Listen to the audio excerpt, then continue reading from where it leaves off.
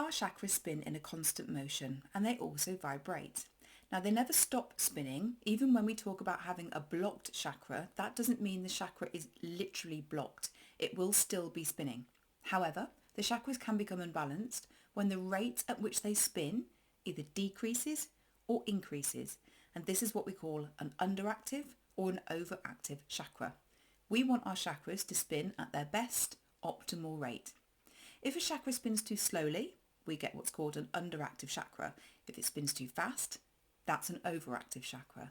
And this then affects us emotionally and physically. And the symptoms you get depend on whether the chakra is spinning too quickly or too slowly. The colour that's given off by that particular chakra will also be affected if it's underactive or overactive. Healthy chakras have bright, clear colours. Unhealthy chakras have colours that are dull and dark. Unfortunately, most of us can't see our chakra colours, but some psychics can perceive them. They can either see them clairvoyantly or they can feel the colours of the chakras, and they can then tell you if one of your chakras is unbalanced.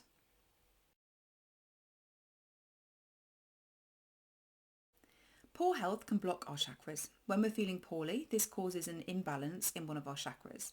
Now, there is a bit of a chicken and egg situation here, as it's unclear which comes first, the unbalanced chakra or the illness. Now, some people will say the imbalance in the chakra manifests as a physical illness, and I've certainly known that to be the case with me. I've had many a sore throat when I've been faced with a situation where I'm not speaking my truth. So for me, the chakra becomes out of balance first, caused by a situation in my life, and then it can manifest as a physical illness. So in essence, if we work on balancing our chakras, this should reduce these sorts of physical conditions. But there are other reasons for physical ailments and conditions, like hereditary conditions. So I'm not sure that's always the case. However, with fairly minor issues like sore throats, headaches and digestive issues, I've personally suffered with these conditions when my energy has been out of balance. When I've done the energy healing, the condition has gone. So I know I have better control over my physical health by using energy healing and keeping those sorts of complaints at bay.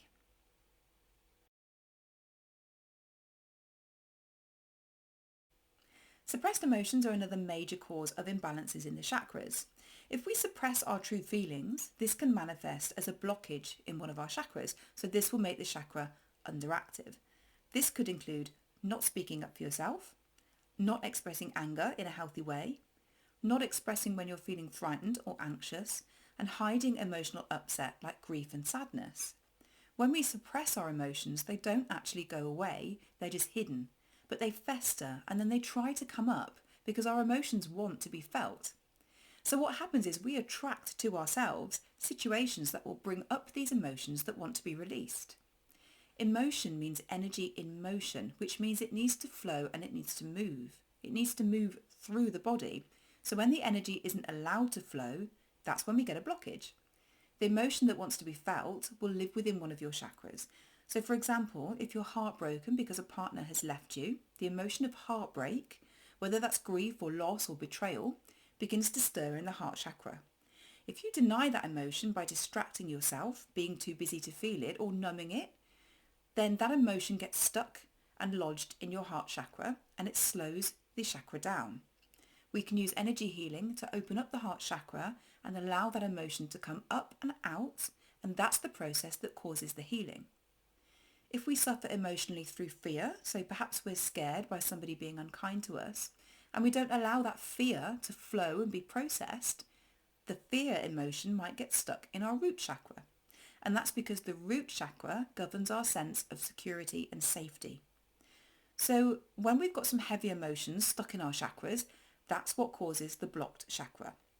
And as I said, the chakra isn't literally blocked, it will still spin, but the emotion that's trapped there will slow it down, so that chakra gets sluggish and it won't spin at the correct frequency. The specific chakra your emotion is stuck in depends on the type of emotion and which chakra it relates to.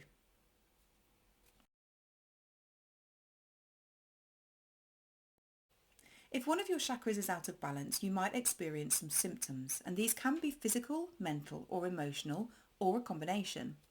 The specific symptoms of an underactive or overactive chakra will be covered a bit later in the course, but they include things like physical pain or discomfort, maybe a headache or a sore throat, difficulty focusing or concentrating, lacking purpose or motivation, feeling unsafe or fearful, or struggling to express yourself to other people.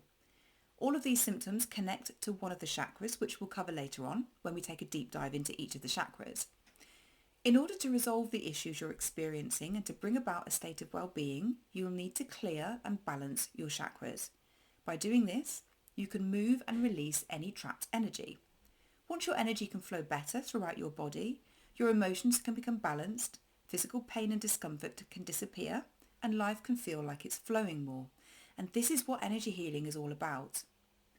It's important to mention that we might also need to take some action in addition to doing the energy healing, particularly with physical issues.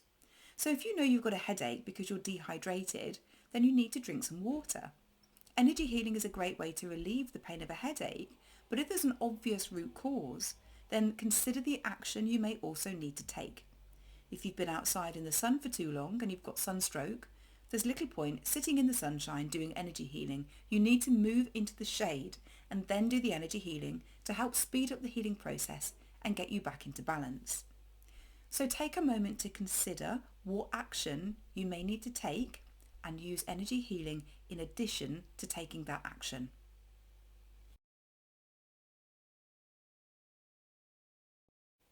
When we have an imbalance or a blockage in one of our chakras, we can recognize this by noticing what's happening around us. Sometimes we can have a blockage for many years before we even know it's there. So I'm going to give you an example. Say an event happened where somebody picked on you and you didn't speak up for yourself because you have some people-pleasing tendencies and you seem to find it difficult to stick up for yourself and speak your mind. So you just stayed silent. You weren't aware of it at the time, but this event resulted in a blockage in your throat chakra. This then drew more similar events to you, events where you were being picked on. These events were pushing you to speak your truth, which would have cleared your throat chakra. However, you chose not to speak your truth at these other events as well. The blockage didn't go away, it just kept drawing more and more events to you, more situations and people to you that tried to prompt you into clearing your chakra. This included bullying and people belittling you and putting you down. So with that example, you can see how the blockage came first, initially, through that first experience, and then it tried to right itself by drawing more similar situations to you to help you to clear your throat chakra.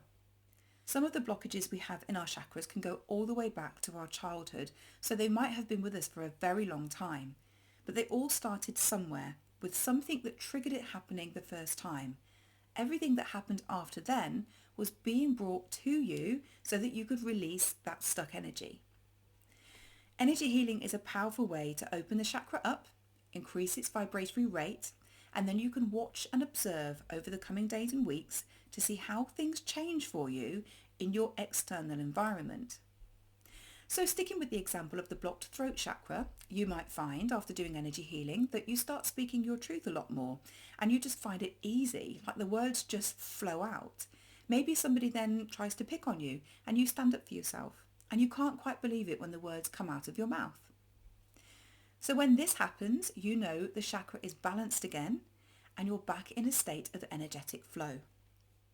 You create your reality with your energy.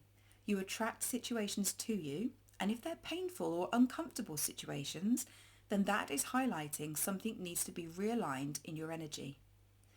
So I want you to take your time with this. You're creating new habits. So whilst you're learning, I want you to focus on one chakra at a time. Don't try to balance them all in one go just yet. When a pattern is happening repeatedly over a long period of time, it can become a habit which can be quite difficult to break. And it's even harder to break a habit that you're not aware you've got. So really spend some time focusing on what's happening around you in your life and notice any patterns that keep coming up. Perhaps you keep getting your heart broken in your relationships, or you keep getting picked on by people. Maybe you never seem to be able to hold on to money and you keep losing it. These sorts of things can happen on repeat because they've become a blockage in one of your chakras. When you discover something, work on that first and just focus on that one thing.